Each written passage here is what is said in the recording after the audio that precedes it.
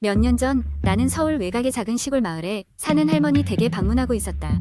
그 마을은 오래된 전설과 기이한 이야기가 많은 곳으로 유명했으며 특히 여름밤에 할머니 집 앞에 있는 오래된 숲길은 주민들 사이에서 두려움의 대상이 되고 있었다. 그 숲길에 눈을 부짖는 여인의 길이라는 별칭이 붙어 있었는데 이곳을 지나는 사람들은 한밤중에 여자의 울음소리를 들을 수 있다는 이야기가 전해져 내려왔다. 할머니 댁에 도착한 그날 밤 나는 늦은 시간까지 친구들과 근처 마을에 놀러 갔다가 돌아오는 길에 작은 사건이 발생했다.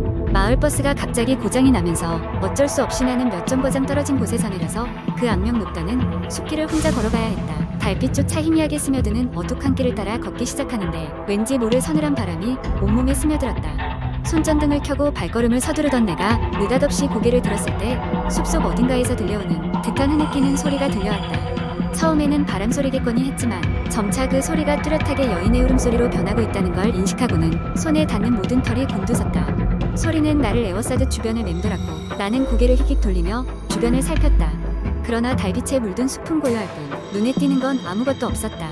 마음속에서 겁을 애써 억누르며 계속 걸어야만 했다. 그런데 더욱 이상하게도 울음소리는 점점 더 가까워지고 있었다. 마치 내 뒤에서 발자국 소리가 들리는 듯했다. 나는 점점 걸음을 재촉하며 빠르게 걷기 시작했다.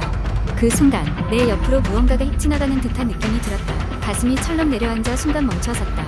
숨을 고르며 주위를 둘러보아도 보이는 것은 아무것도 없었다. 마치 나의 이성을 시험하는 듯한 그 소리에 나는 이제 달릴 수밖에 없었다. 집에 거의 도착할 즈음 울음소리는 어느새 고요히 사라졌다. 안도의 한숨을 내쉬며 문을 열고 들어서자 할머니는 나를 보고 깜짝 놀라셨다. 창백해진 내 얼굴을 보시곤 할머니는 조용히 차를 끓여주시면서 말씀하셨다.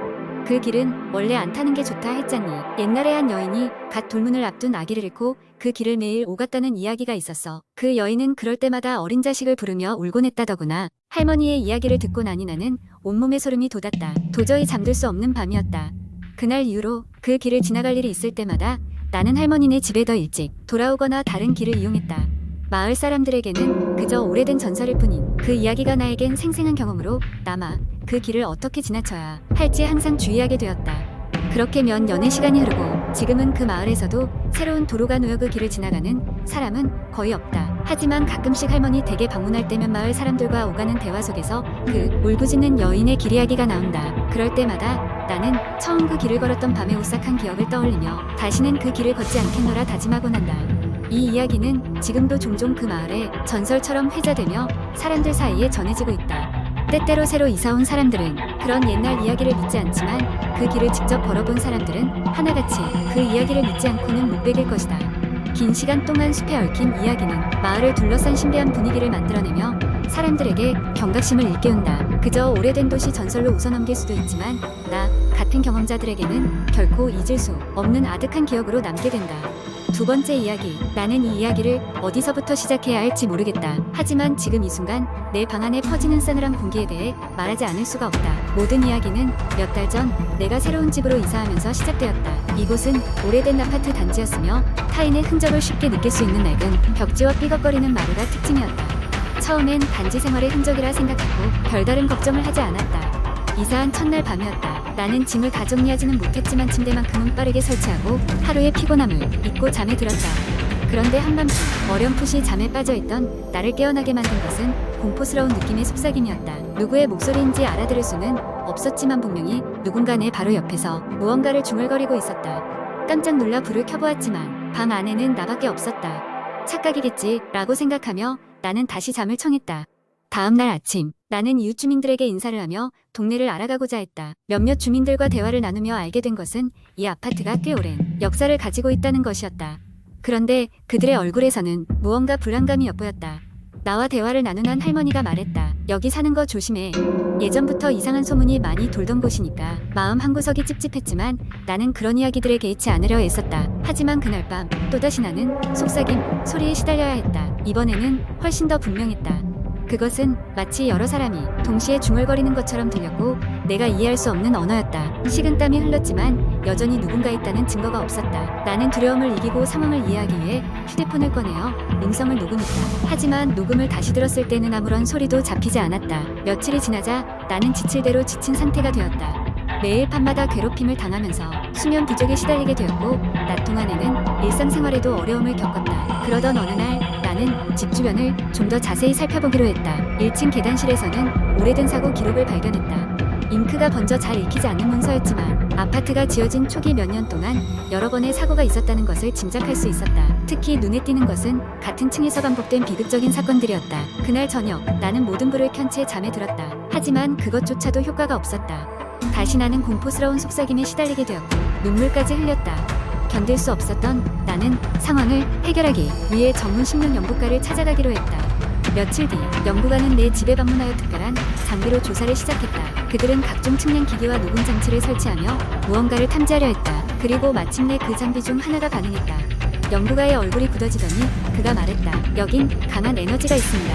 아마 이 공간에서 여러 번이 불행한 일이 있었던 것 같습니다. 그 후로 나는 아파트의 문제를 해결해보기 위해 가능하다는 모든 일을 시도했다. 전문가의 도움을 받아 공간을 정화하고 종교적인 의식을 통해 영적인 평화를 시도했다. 시간이 지나면서부터 속삭임은 점차 사라져갔고 드디어 나는 그토록 갈망하던 평화로운 밤을 보낼 수 있었다. 하지만 난 여전히 이곳이 주는 소름 끼치는 느낌을 떨쳐낼 수 없다. 때때로 혼자 있을 때면 누군가 지켜보고 있는 것 같은 기분이 들곤 한다.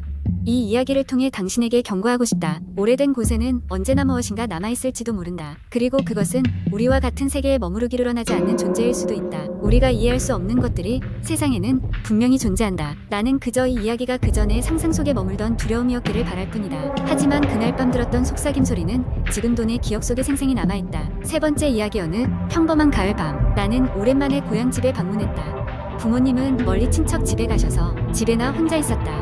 어릴 적 추억이 가득 남아있는 이곳에서 혼자 시간을 보내는 것은 오랜만이라 어딘가 설레는 기분이었다. 늦은 저녁 나는 따뜻한 차 한 잔을 들고 거실 소파에 앉아 책을 읽고 있었다. 그런데 문득 바람에 흔들리는 창문 소리가 스산하게 들려왔다. 고요한 집안에 울리는 그 소리는 어딘가 불길한 느낌을 주었다.